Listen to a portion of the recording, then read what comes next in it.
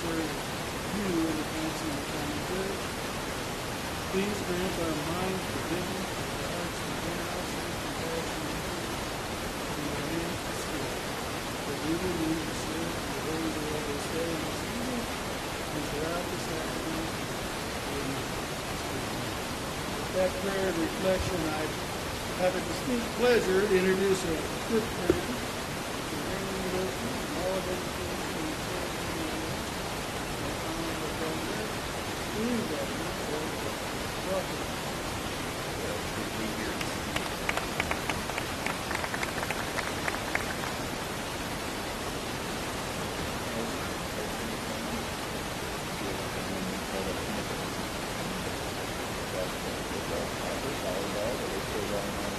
Good to be here all. But thank you. Obviously, you can see the map earned it. Athletically, academically, most importantly, I think it's just, it makes us proud. And we do see that recognition because your innovative approach, the deals that you bring to the forefront, especially connecting students to their passion. If anybody sitting up here can attest to, when you connect somebody with their passion, then they'll take you. And so that's what's happening here. And you have honed in, and it sound a little self-serving greedy, you have really also honed in on what some of them really come to this community. Educators, colleges, so the topic couldn't be more important. Time to talk about this and the needs of the nations going forward. So thank you. And it's great to see students who are obviously living through unprecedented times. But the good news is we're here at Marion, which by every indicator and definition, that means the best is yet to come. And so we will have. We will get through this together. So I'm excited to see where life takes you up.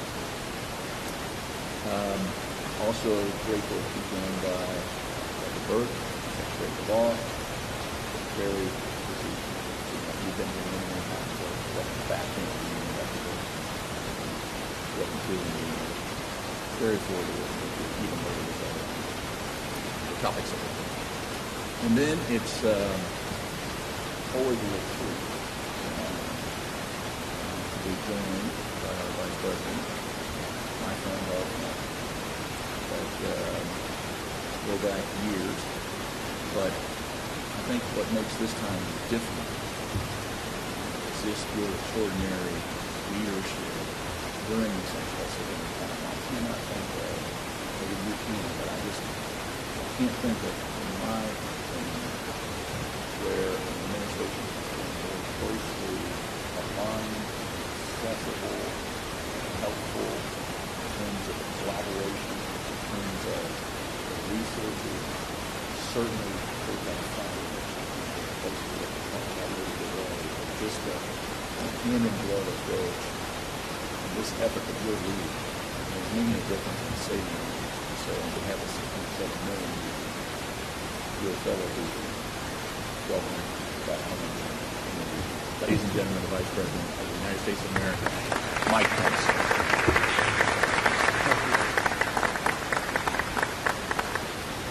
Well, thank you, Governor. Thank you for those kind words, and thank you for your leadership. We're going to be here in Indiana. I make it very clear to people all across this state.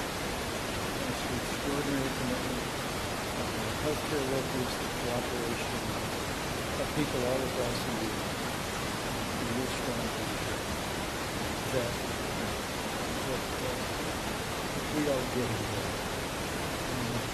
Pledge to you, Governor, Indiana's overall positivity rate remains low, below 10%. There are areas of the state where we see rising cases. And as I said to you earlier today, I want to assure you that stay with you every step of the way and make sure the state of Indiana has the resources, the supplies, the medical workers, the testing resources, the medicines and therapeutics, and all the support that's needed to continue to move the state forward, to meet the needs of those who are impacted by the coronavirus, and as you continue to open up Indiana again. As we'll talk about today, as you continue to make plans to open up Indiana schools. I'd like to invite everyone to join me in thanking Governor Mike Pence for his strong leadership every step of the way. Really. I also want to thank President Dan Ellsworth for welcoming us to Marion University. He was my friend for many years, and we're turning here. Marion University has been transformational.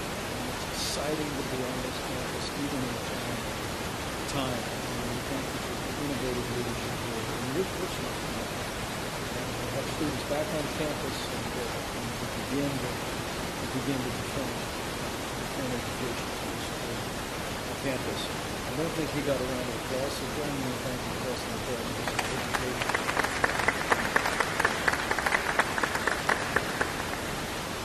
But I'm also pleased to have brought several members of our task force with us today. Dr. Deborah Burks has been my right arm since the President first asked me to lead the White House task force. And she has been traveling with us, and she's been visiting states, particularly the Sun Belt, that have been impacted by rising cases. I'm pleased to have her along as well. Governor, and I should be meeting members of the team later today to make sure that everyone has all the resources that they should this weekend. Also, I want to thank the Secretary of Education, Betsy DeVos, who knows the state of Indiana well, and has brought such innovative leadership. Congress now considers additional legislation to support efforts in this state and around the country to open up our schools. I want to thank the Secretary, not only for being here, but for the leadership that you are providing for America's kids and America's higher education. So we're pleased to be here. The three of us are here, Governor, to say to you and the people of Indiana, we're with you, and we're going to stay with you every step of the way until we reach that day when we put the coronavirus fully in place. Let me begin my short comments by simply saying that while Indiana has made steady progress in opening up again, the positivity rate of cases in this state remains below 10%. We still recognize the losses of families in this state, and let me just express my deepest sympathies to more than 2,600 Hoosier families that have lost loved ones. You are on our hearts and in our prayers. And to the more than 60,000 Hoosiers who have been tested positive, I was pledged to you that we're going to continue to make sure that Indiana has the resources and the equipment to render care, the level of care that any one of us would want a family member to have.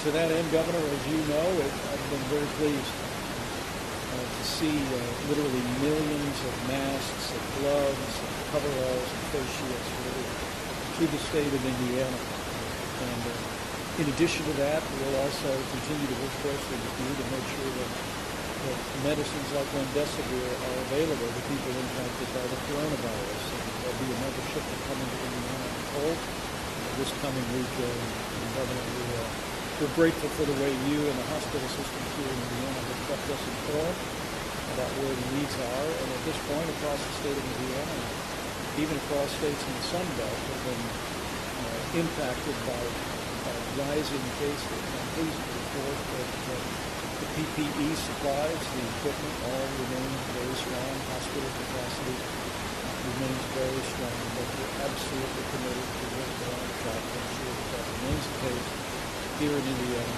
and all across the country.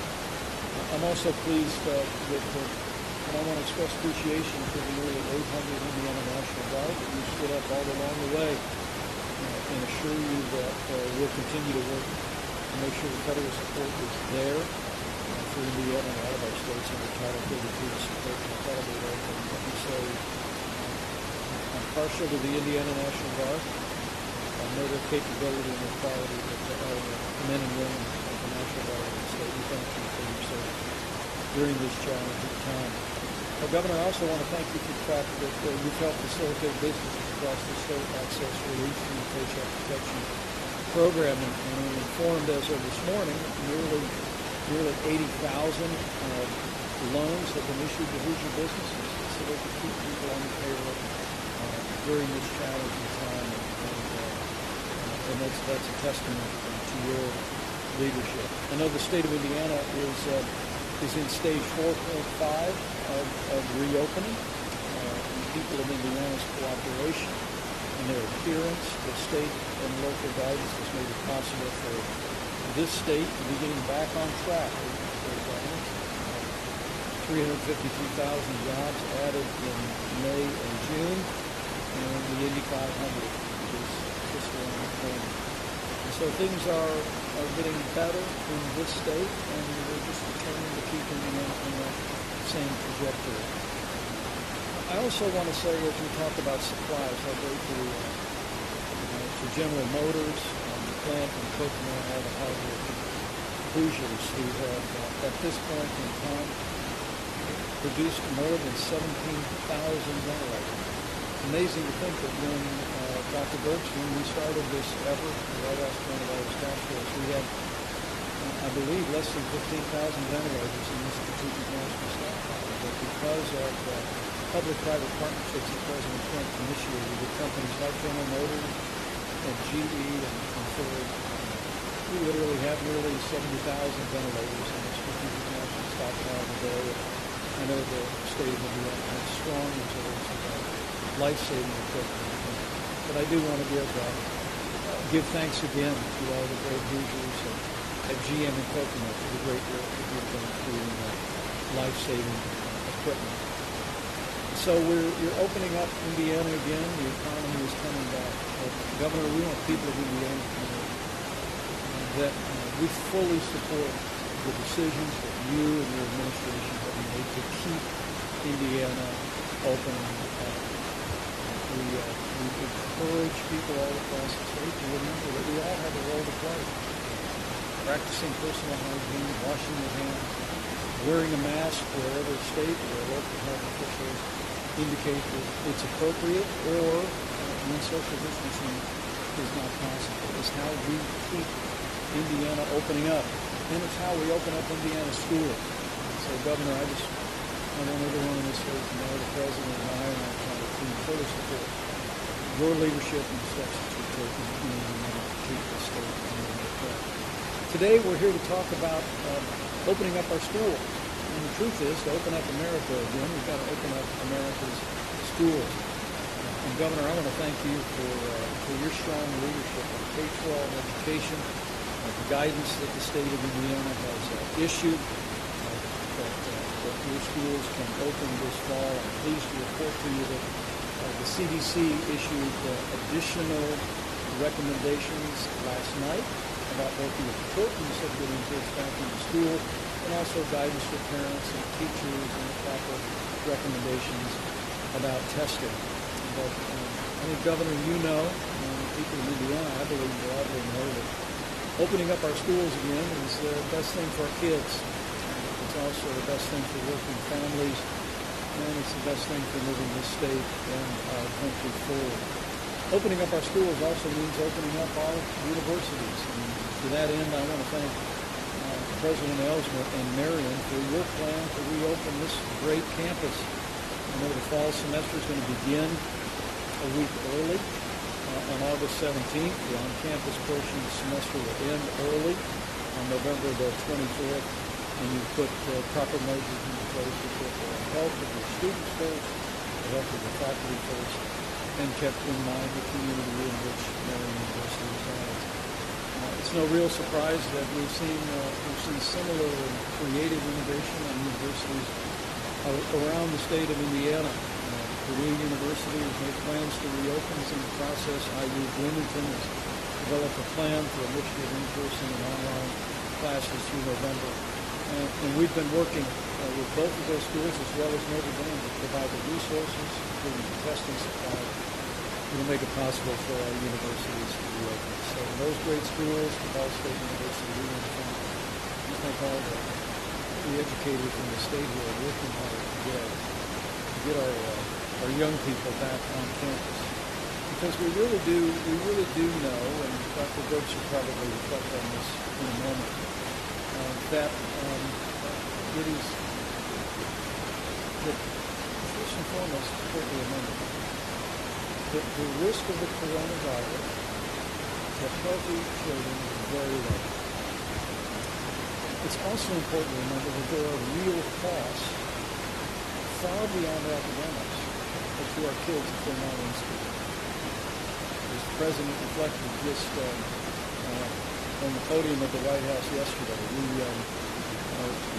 we had confirmed of late the fact that students fall behind dramatically in education.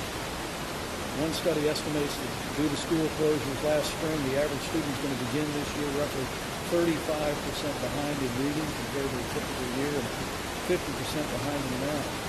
In fact, the National Education Association just recently stated that online learning is no substitute for in-person learning.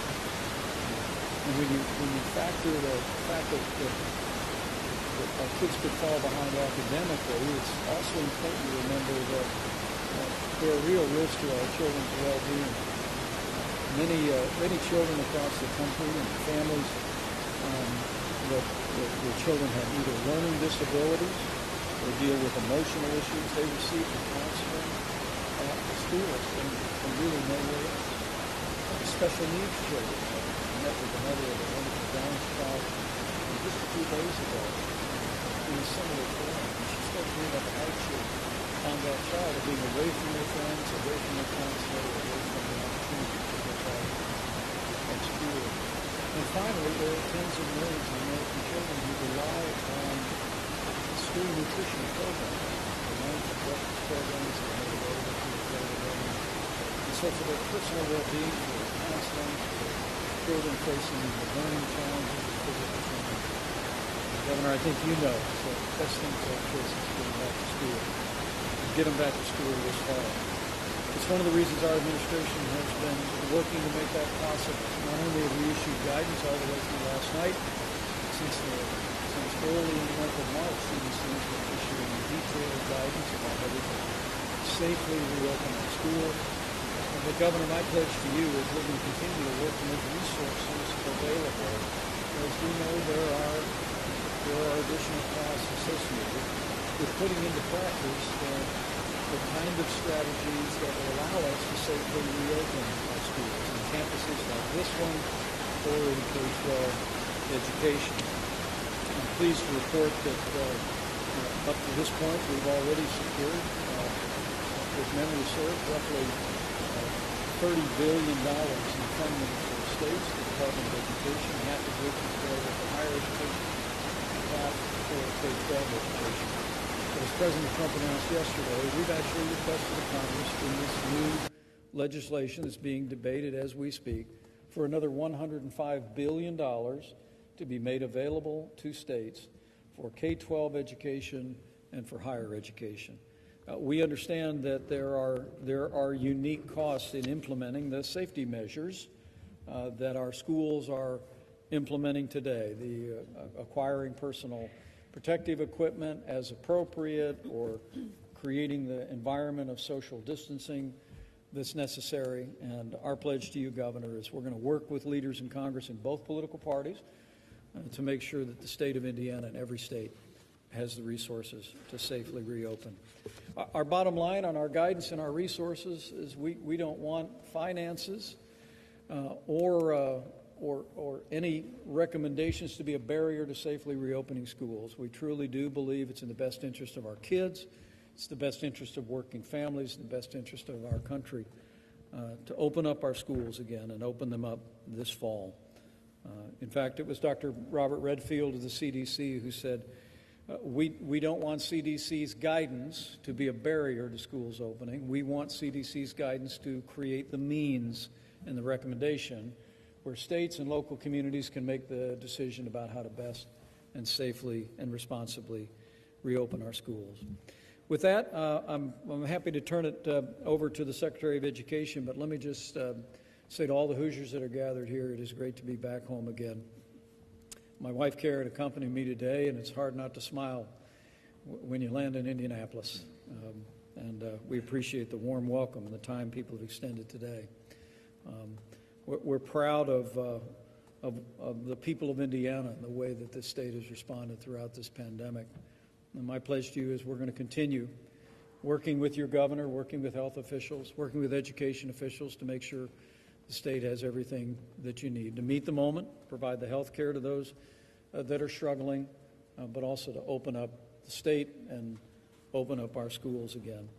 But let me respectfully remind my fellow Hoosiers that we all do have a role to play. So keep heeding the guidance of state and local authorities. Wash your hands, practice personal hygiene, wear a mask whenever state and local officials determine it's appropriate, or in any situation where you can't social distance. The truth is, wearing a mask is how we stay open. And wearing a mask is how we open up our schools. And I just want to urge every Hoosier to heed that direction from your governor and from all of us. Do your part, to play your part, and we'll keep opening up Indiana and keep opening up America again. And I know that with your continued support and cooperation, with the strong leadership you have here in your governor and his administration, with the great and innovative education leadership that we have around this state, like here at Marian University, and with God's help, we will slow the spread. We will flatten the curve. We will save lives. And we will keep Indiana on track to open up again and to open up our schools again. So thank you very much, and thank you for being here today.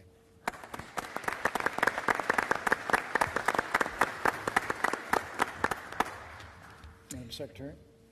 Thank you so much, Mr. Vice President. It's really a pleasure to be here with you in your home state. And Governor Holcomb, thank you also for welcoming me here today. It's always a joy to be in Indiana. President Elsner, it's a joy to be back here on Marian University's campus, and thank you so much for hosting us. Governor Holcomb, I want to begin by applauding you and your team here in Indiana for the hard work that you've done on reopening plans and encouraging all schools to reopen again this fall. You called on schools to be very mindful of what that decision means holistically for the family. And you're so right. As the Vice President has already noted, there are so many measures that we need to be considering when looking at the importance of children getting back into school and into a classroom and with their friends and peers and with their teachers. And President Trump and Vice President Pence and I continue to point out that school leaders have to consider the health of the whole child as they make reopening decisions. Every student here in Indiana and across America must continue learning. So it's really not a matter of if schools reopen, it's a matter of how they reopen safely. And how they reopen is best guided by local education leaders in concert with parents who know their students, their teachers, and the health situation in their specific area the best. Education is really perhaps the most local issue there is. But I want to assure you that doesn't mean communities are on their own right now. As we've done since the very beginning of this outbreak, we will continue to extend the needed flexibility and freedom to reopen safely and ensure that learning can continue. And as the Vice President has mentioned, the CDC has released additional considerations that I think will be very helpful, again, as school leaders and parents plan for students getting back to school. I'm confident that school leaders here in Indiana can pivot and do what it takes to keep everyone safe and to do what's right for all students. I've had the opportunity to see the creativity here in Indiana firsthand in past visits. I think about my visit to Purdue Polytechnic Institute last year, where I saw what happens when employers and educators partner closely in doing what's right for their students, and when students are given agency to take charge of their own learning. And I think about Mitch Daniels and his leadership at Purdue University, looking at its 19th century land-grant mission through a 21st century lens. Purdue opening satellite campuses and purchasing the online school Kaplan to make a high-quality education, quality higher education available to so many students who wouldn't have previously had the opportunity to attend. And folks right here at Marion who are rethinking what a teaching college looks like, preparing highly capable teachers for an education landscape that hasn't even perhaps yet been imagined. And kudos to you and President Elsner and your leadership of that effort here. Ultimately, all of education needs to rise and meet the needs of each and every student. Students and their families shouldn't have to conform to a one-size-fits-all approach or system. American higher education knows how to get that done. From the start of this pandemic, we gave colleges and universities vast regulatory flexibility so learning could pivot and go online right away, and it did. And I think this helped play a big role in slowing the spread. And we worked on modernizing and improving distance learning policies long before the outbreak of coronavirus. And I think, particularly at the higher ed level, we're going to continue to see innovation and embracing of the areas around distance learning. For more than 3 decades, I've talked about the need for everyone to truly rethink all of education and to expand education options for all students. It's a passion that the President and the Vice President share. And this moment really does demand it. Students need it, parents, families need it, and teachers really need it. You know, kids aren't meant to be alone. They're social. They need to be together with other students. And parents and their children can't be held captive to others' fears or agendas. We're working with Congress right now to ensure that students, especially the most vulnerable, have the options and the resources and the freedom needed to keep learning this fall at the places and in the ways that make the most sense for each of them. This week, Senator Tim Scott took a bold step toward answering that call. Senator Scott grew up in a single-parent household in a forgotten community. He knows that students like him need access to more education opportunities. Senator Scott's School Choice Now Act must be a part of any relief package to help all students return safely to school in the fall. Because education funding really should ultimately be about the student and follow the student, no matter what the school setting or the education setting is. And certainly if a student's assigned school doesn't meet families' needs in reopening, families should have the option to take that funding set aside for their child's education and find an alternative that will educate their child full-time. All members of Congress have the opportunity right now to expand and offer all education options at all schools to every single child in America. So let's work together. We can find a silver lining to these times by continuing to keep students at the center of all decisions around education and continuing to think creatively about how we can meet all of their needs. Thanks.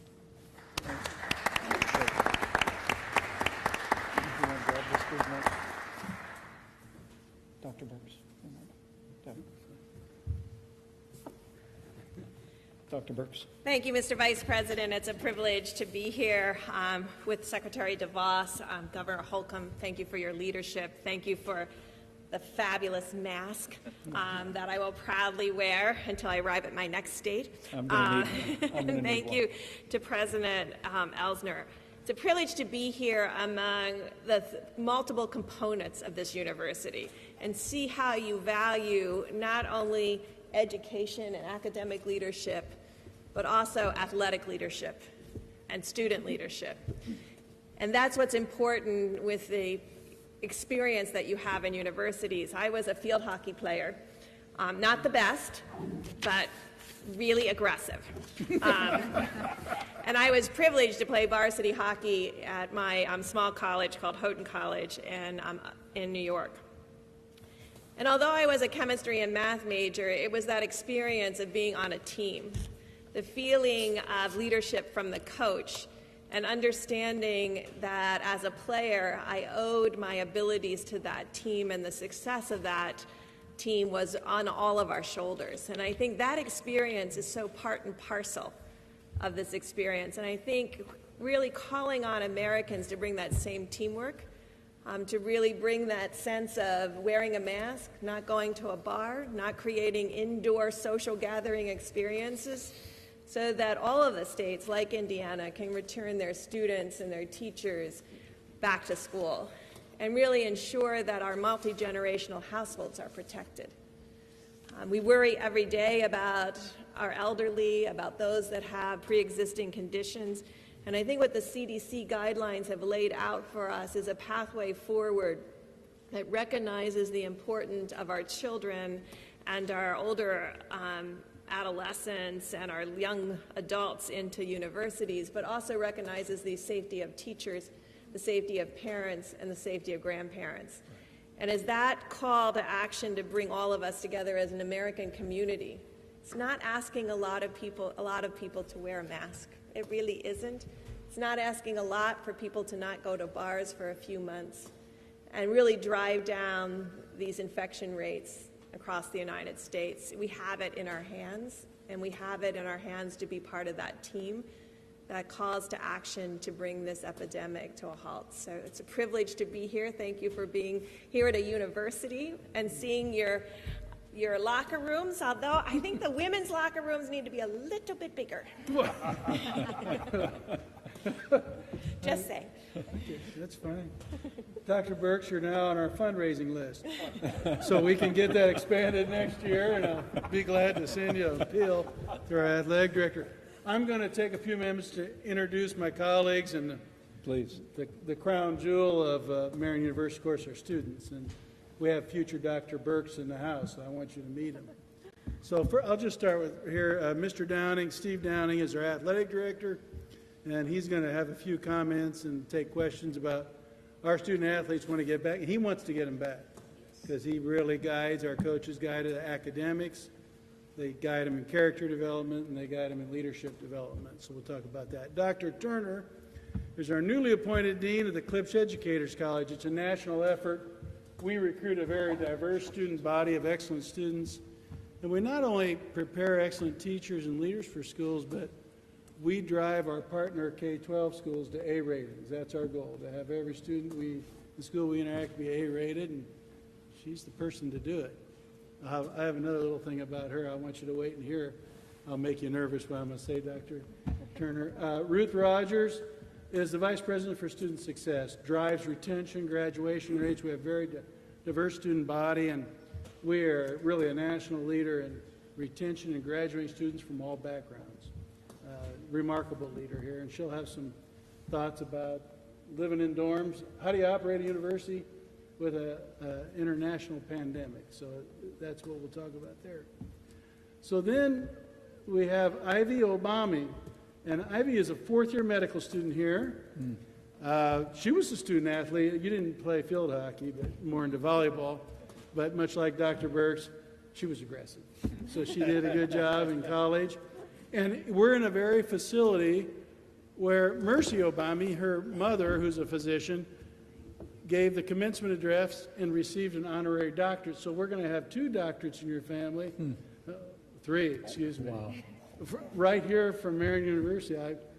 Whoever I left out, I'm so sorry. That's great. But anyway, it'll be an honor. She's been the vice president of her medical school class all 4 years. When COVID-19 hit, she volunteers for the Marion County health program and has been doing great work, and she's going to bring some of that research here. We'll get her comments in a minute. Let's see, I forgot another excellent Marion student. Now, Erin's on a little bit the other end. She's completed her first year here at Marion. She's a biology major. She won the national championship in the pentathlon. She actually qualified for the national track championship in 4 events or 5? 5. She's not a bad athlete. She was also on our soccer team that competed in the national championship. And after all that, she only has a 4.0 average in pre-med. So I don't know. We're going to work with her, though, and help her improve next year. Yeah. I have an explanation for her brilliance. Her dad's a Marion grad, and that changes your genetic makeup, and the children end up that way, too. So it's a multi-generation benefit to come to Marion. I think I've introduced my colleagues, and I think I'll start with Dr. Turner.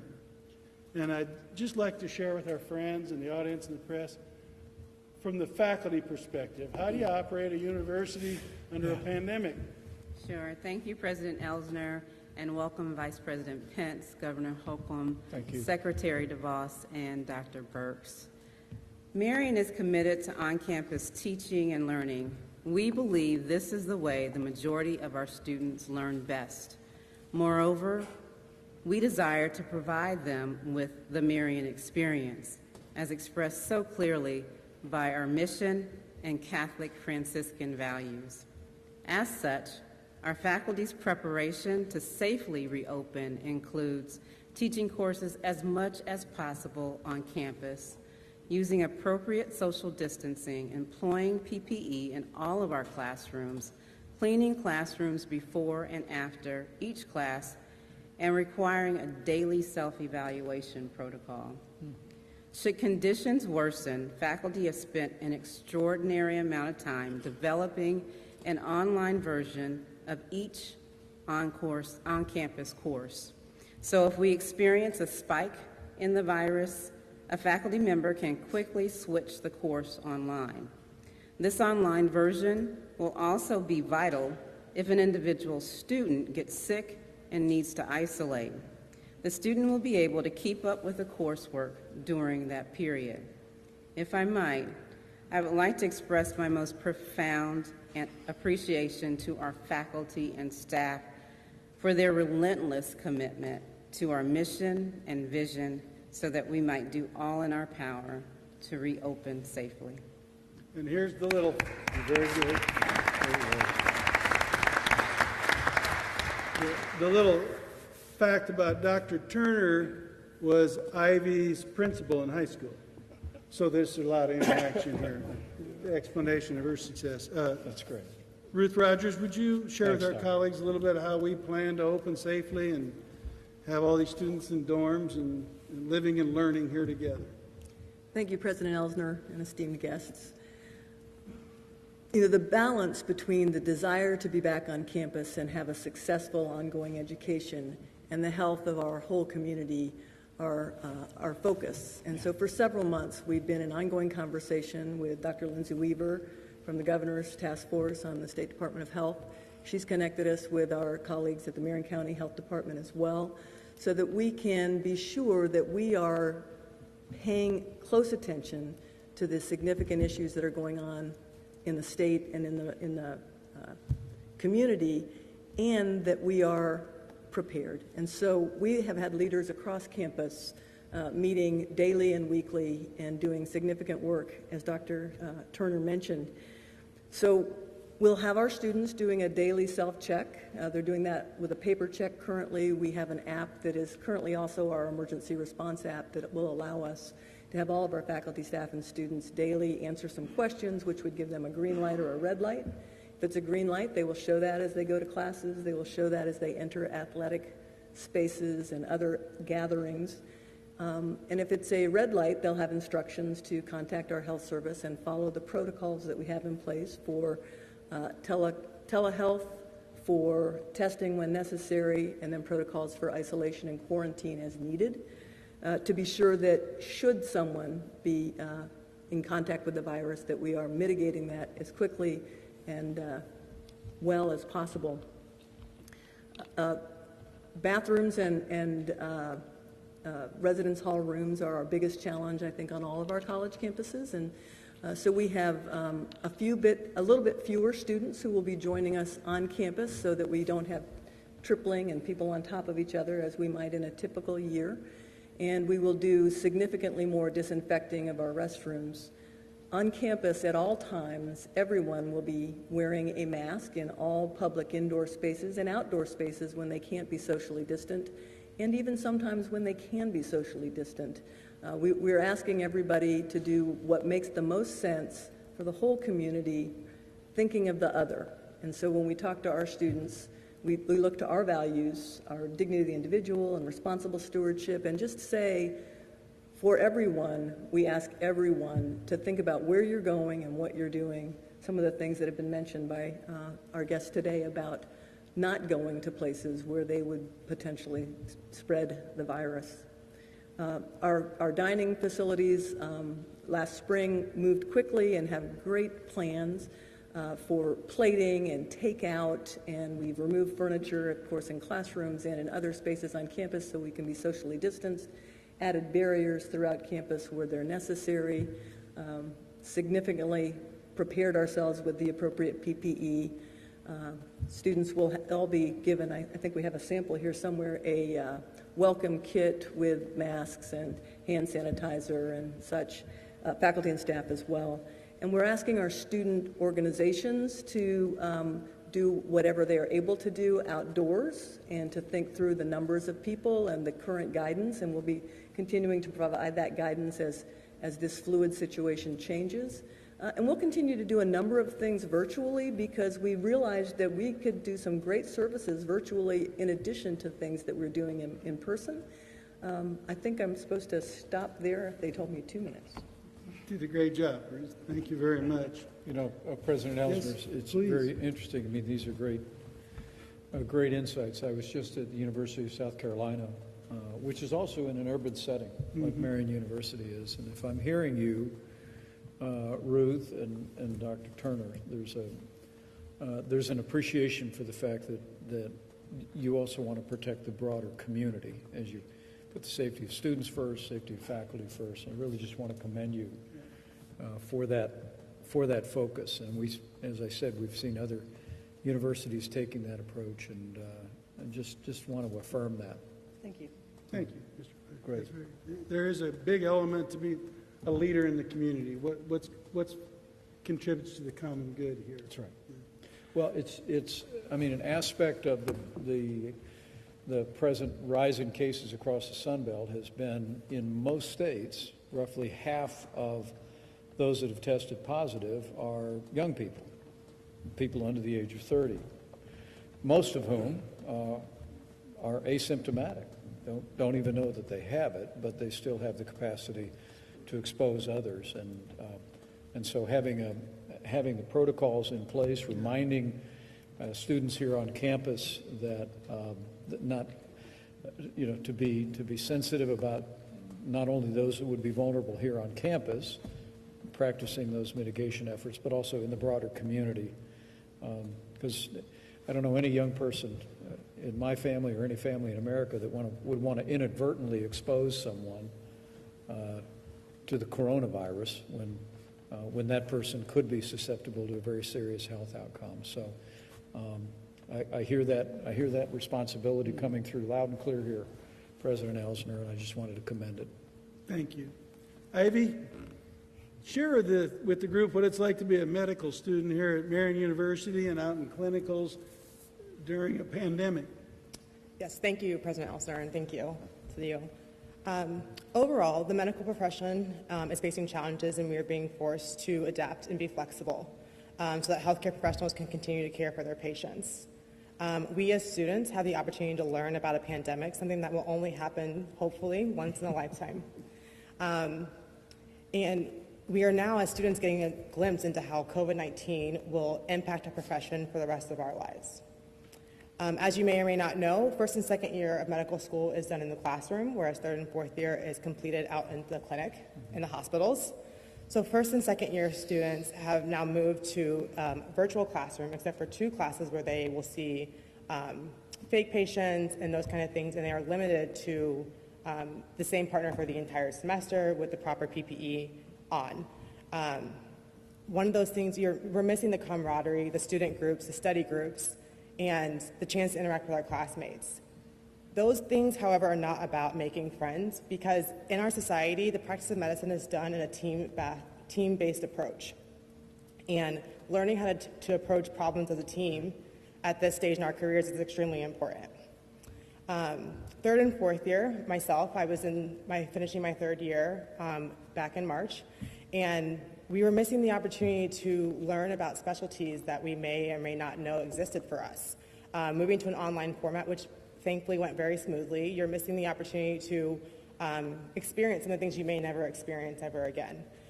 During our fourth year, we typically travel throughout the country to seek out residency programs and opportunities that to look for where we want to be in our residency, which is anywhere from 3 to 7 years after you graduate medical school. I'm currently working with a very well-known dermatologist on the north side of Indianapolis, and he has the slogan, we all know the slogan, no shoes, no shirt, no service. His new slogan is no shoes, no shirt, no mask, no service. And thank you to Governor Holcomb. It's great to see that we have universal masking in Indiana. So that's one less thing that we have to worry about telling our patients before they come in. There's so many changes that have been made in the clinic, including getting our temperature taken before, asking a patient before they come in about symptoms. The waiting room at this office is made for 60 people. There's currently only 14 chairs in the office, and the waiting room is now outside in your car. The entire staff uses universal masking, frequent hand washing, and social distance.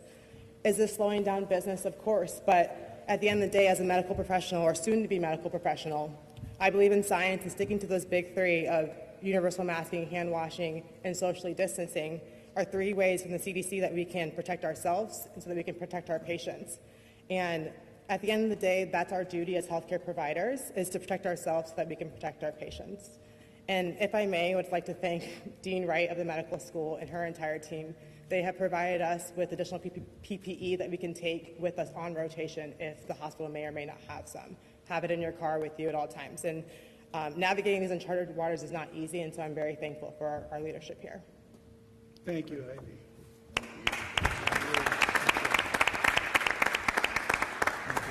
Thank you. I'd like to introduce I don't embarrass you, but the best athletic director in America. We have 800 student athletes on our campus, very large program, and we win, don't we? I always tease Steve, I used to pray we'd win, now I pray for our opponents, because we're pretty good. So, Mr. Downing, tell them about our program and how we're moving forward here with our athletes. Yes, we are. Dr. Burks, I'd like to say to you, I like that word aggressive. You'd love playing for my college basketball coach. So that's all he preached. But again, we're excited, and thank you for bringing this conference here, Mr. Vice President and Governor. This is really great, and I appreciate that, as does everyone else here. But, you know, that's a big concern. We're planning on playing sports this fall.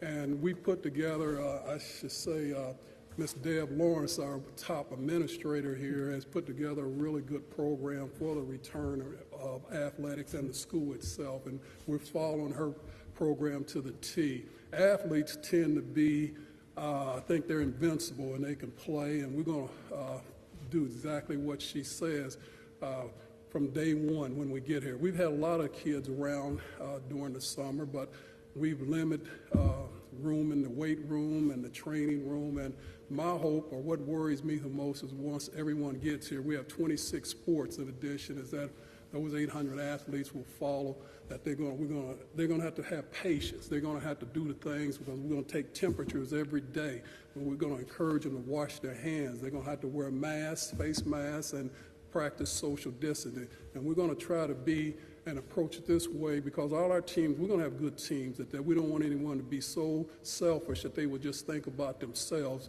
and that they will not go to the bars or right now, that we will try to get through this as a team and as a program. So again, that's what keeps me up, and I think these kids, at the end of the day, they know that we're concerned about them and our coaches. Our coaches have already bought into what we're trying to do, and so, you know, I look forward to, you know, it's going to be tough, but we're going to get through it. So, thank you all. Thank That's you. great, Steve. That's great. Love it. Great to hear. That's great. And last but not least, Erin Oleksak, and as I said, she's an average athlete and student, but we're working with her. And you're an undergraduate student athlete. Tell us about your experience in the spring we had to go all online, and what you look for this fall. Will you please? And then we'll do some questions and answers. All right. Thank you, President Elsner, and welcome to all of our esteemed guests. It's really an honor to be speaking here today. I mean, for me in the spring, I went from winning a national championship one week, and then the next week I was packing up to go home. So obviously that was a big disappointment, but it was necessary, you know, to stop the spread. And so coming into the fall, I'm really looking forward to coming back to campus and being in an environment where I can grow mentally and socially, and also in my sport as well. And I really think that the college experience fosters development of future leaders through individual growth. And we are able to interact with our peers here in a way that can't be replicated through e-learning. And this will teach us skills that we can use going into our chosen fields in the future. In terms of athletics, I'm excited to be back. I grew up around competition. It's kind of weird being home and running alone. And I think that I'm a good student because of my dedication to athletics. In competition, you learn skills such as discipline, perseverance, and leadership. And these skills help us in the classroom, and they also will help us in our future, I believe. You know, in the fall and in the spring, I had the opportunity to compete nationally, and I think that those experiences I'll be able to take into my future and hopefully pursue a really highly competitive field in the medical field. That's really all I can say because I can only really speak from my experience. But I have to say to all of you, don't forget us. Don't forget your future leaders. Thank you. So, Mr. Vice President and Governor, Secretary DeVos, Ambassador Burks, they're open for more questions, comments, share ideas. We're pleased to be here with you, and it's a great honor to have. You've been such a good friend. When we started the medical school, by the way, it was Governor Pence, and you were so supportive and helped us with the Indiana scholarship to keep primary docs, and I'll never forget leaving your office with the encouragement you gave me. That's a big boost. Speaking of leadership, people can make a difference, and you made a big difference for us, and I'll never forget it, so thank you. So, any questions? Or? Well, thank you, President Elsner. I'll let the governor have the last word, but I just want to thank this panel for the great insights. Dr. Turner, Ms. Rogers, your great leadership here, the way that you're putting the safety of students first, is really inspiring, and I'm confident that it's inspiring other campuses around the state and around the country, because I know Marian University made a decision early and find a way to move forward safely and responsibly, and our commitment is that we're going to pledge to work with you. You'll be meeting later today with Dr. Burks, and however we can be supportive in guidance or in resources, I want to pledge that to you. And to Steve Downing, I love hearing the determination. President Elsner did not have to tell me that Marian University knows how to win. I keep track. This is some great athletic tradition here, and Steve, you provide tremendous leadership as the Director of Athletics. And thanks for the way you spoke about calling on the student athletes to take responsibility for operating safely. But I have to tell you, seeing some baseball played last night, it's exciting for me to hear plans about college sports coming back. Because it is such a big part of our national life, let alone the life of a university. And let me say, with all due respect to all the others, to Aaron and Ivy, I'm probably most impressed with your comments. And congratulations on your great success, past, present, and future. But thanks also for the insight. My big takeaway today is just hearing from these extraordinary students about how important it is to be together with your peers on campus.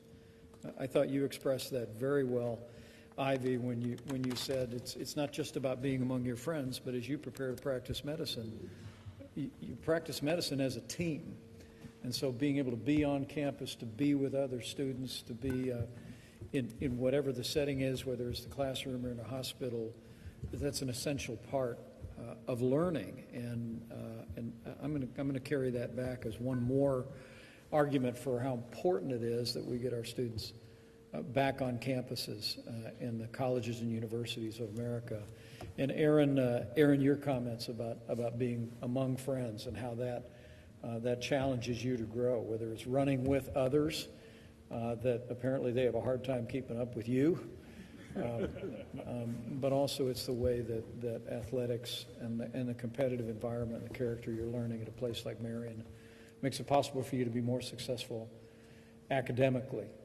I think it's the reason why, as I said earlier, even the National Education Association essentially said distance learning cannot take the place of in-person learning. The American Academy of Pediatricians said that all considerations about education going forward should begin with the objective of restoring in-person learning. And I think President Elsner, I think we heard in Aaron and Ivy two great examples and two great voices about just what our students get by being together and being in an environment.